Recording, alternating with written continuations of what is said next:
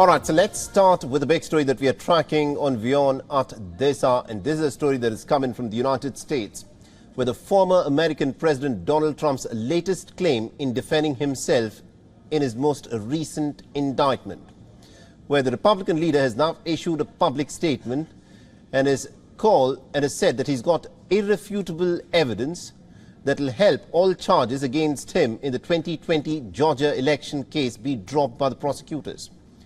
Now, according to people who are closely familiar with this matter, there is allegedly a 100-page report which Donald Trump claims he will publish at an event on Monday. This document, according to Donald Trump, will completely exonerate him from accusations that he and his aides had attempted to overturn the 2020 election results in Georgia. Now, this is not the first time that the former US president has made these kind of claims to defend himself against claims of electoral fraud. Several such attempts have been debunked in the past, and uncertainty looms over the latest announcement. It is still unclear as to what the contents of this much-anticipated report will be. Meanwhile, Trump's latest claims have already hit a dead end with Georgia's Republican governor, Brian Kemp. The Republican has denounced Donald Trump's comments shortly after he announced them. Now, the governor has said, and I quote him here, the 2020 election in Georgia was not stolen. Our elections in the state are secure, accessible and fair, and will continue to be as long as I am the governor. And Donald Trump's public comments and backlash have also added to the trouble for him on the legal front.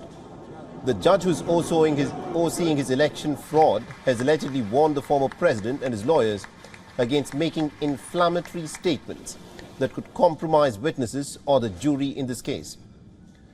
The back-to-back indictments are also adversely affecting Donald Trump's popularity amongst his supporters.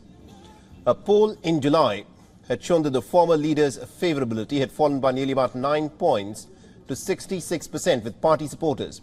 On the other hand, the percentage of Republicans with a negative view of him has risen to 32%.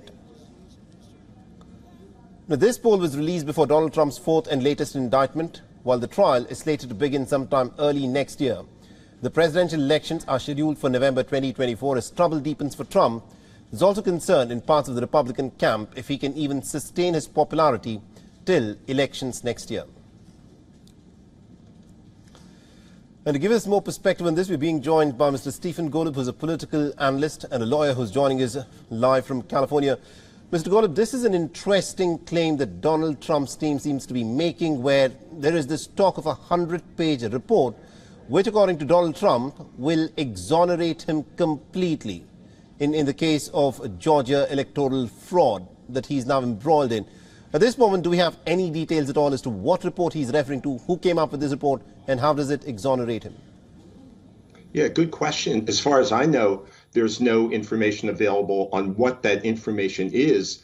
You hate to prejudge, but when it comes to Donald Trump, sometimes it's wise to prejudge in the sense that he's such a serial liar, thousands of documented lies over the course of his presidency, that the chances that this supposedly irrefutable report really will refute, the charges against him are very, very, very low.